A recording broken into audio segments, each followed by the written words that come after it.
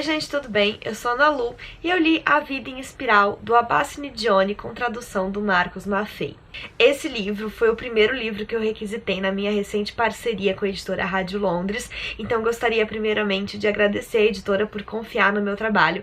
Acho que a gente vai poder fazer um bom trabalho juntas daqui pra frente.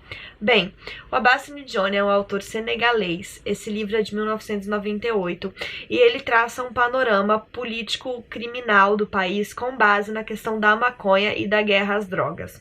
Eu achei a quarta capa desse livro bastante ousada, porque ela tem um blurb que diz o seguinte, que a maioria das pessoas em Dakar, que é a capital do Senegal, né, se leu um livro só na vida, quase sempre foi esse. Então, assim, não tem como não ter ficado com vontade de ler.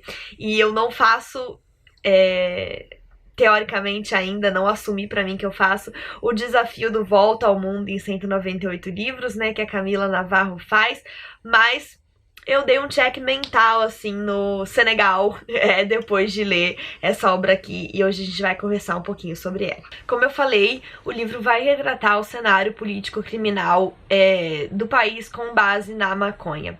E logo no início do livro, a gente é apresentado a dois eventos distintos que aconteceram no país e que deram origem, né, a essa caça à erva. Um deles foi a derrota da seleção em um campeonato. Teoricamente, os jogadores tinham usado maconha de forma recreativa no vestuário antes de entrarem em campo e eles estavam meio lesados em campo e perderam o jogo. Foi uma coisa assim muito dramática, porque aparentemente o time era muito bom e todas as pessoas estavam muito animadas e contando com uma vitória que não aconteceu.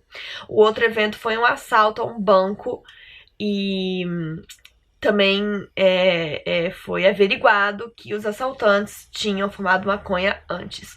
Então, com base nesses dois eventos, a população se revoltou e isso desencadeou uma reação político, social, religiosa sem precedentes que acabou se transformando numa caça às drogas, principalmente a maconha, e como é mais fácil proibir do que lidar com a situação, ela foi proibida. Então a gente vai ter esses dois fatos, assim, logo de cara no livro, e a partir daí a gente vai acompanhar os desdobramentos dessa história a partir do nosso protagonista, que é o... Eu nunca sei pronunciar o nome dele, provavelmente eu vou pronunciar errado, Amouilcar Ndoye. Essa é a única vez que eu vou pronunciar o nome dele aqui. Eu vou continuar falando o protagonista, porque assim, sem condições. E bem, esse moço, que é o nosso protagonista, ele tem um grupo de amigos inseparável, cujo maior elo é a maconha. Eles sempre fumam juntos, eles conversam muito sobre a droga, eles ficam chapados falando sobre como a droga é legal. Então, enfim, eles vão fazer de tudo pra continuar usando a droga de forma recreativa. Eles fazem outras coisas da vida, cada um tem sua família, tem sua profissão, mas eles fumam quando estão juntos. E isso muda muito com a questão da caça às drogas. Por quê? Porque no início eles só querem continuar conseguindo a droga pra se divertirem, mas vai ficando cada vez mais difícil, né? A droga vai sendo cada vez mais caçada e fica cada vez mais difícil encontrar traficantes, que eles chamam aqui de copycats, que ainda estejam disponíveis vendendo, porque a galera vai ficando realmente com medo e a questão vai se tornando cada vez mais marginalizada. E alguns integrantes do grupo vão falar que cansaram, que eles não vão lutar por isso, que eles não querem correr riscos, mas o protagonista, ele vai. Então, ele vai continuar indo até onde ele pode pra ir atrás da droga, se envolvendo com traficantes cada vez mais do submundo, e acaba que ele vai se tornar um traficante também. E aí a gente tem uma evolução de caso que mostra pra gente o quanto a criminalização é burra, porque acaba levando usuários comuns pro crime, né? Então, uma questão que devia ser tratada com regulamentação e vista como um caso de saúde pública, acaba se tornando ilegal, e as pessoas que estão envolvidas com isso vão entrando cada vez mais na ilegalidade, na criminalidade.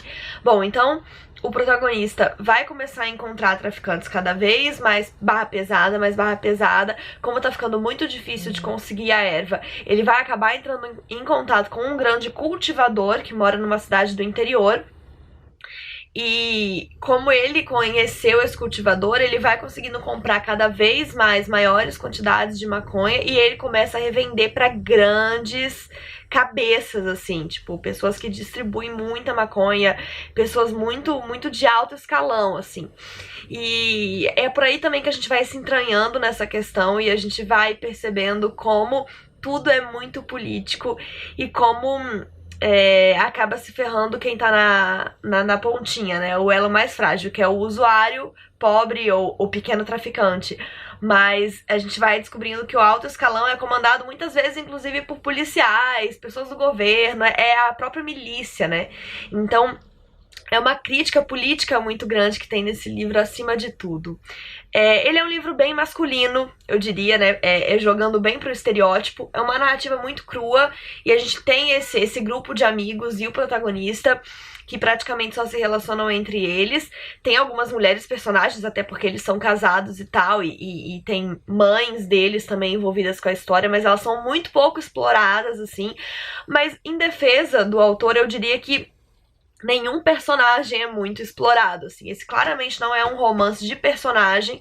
A gente tem essa questão ali sendo analisada e sendo construída, mas nenhum personagem é tridimensional, assim. E o próprio protagonista mesmo, a gente vai conhecendo um pouco sobre ele à medida que coisas vão acontecendo, né? À medida que a história vai se encaminhando. Eu gosto do desenvolvimento da história. Ele é um livro, como eu falei, muito cru.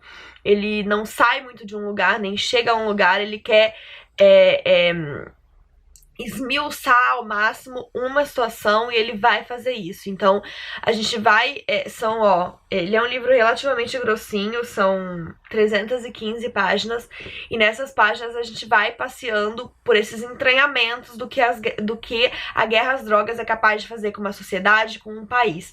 E é um livro que funciona muito pra gente também aqui no Brasil, porque é meio que tratado da mesma forma por aqui, né? Essa guerra às drogas. A gente sabe que tem gente de alto escalão envolvida, a gente sabe quem se ferra, a gente sabe que no fim das contas a guerra às drogas é uma guerra à pobreza, porque pessoas brancas de classe média alta fumam maconha na rua e nada acontece. Então a gente sabe muito bem quem que é visado e, enfim, é sempre muito interessante a gente entrar em contato com essa realidade que pra mim é bastante distante. E perceber, né, ter jogado na nossa cara a hipocrisia e, enfim, tudo que tá relacionado com isso. E é isso, gente. Eu espero que vocês tenham gostado desse vídeo. Não esqueçam de se inscrever no canal se ainda não forem inscritos e deixarem um joinha se curtiram, porque isso ajuda muito o canal a crescer. Um beijo e até a próxima. Tchau!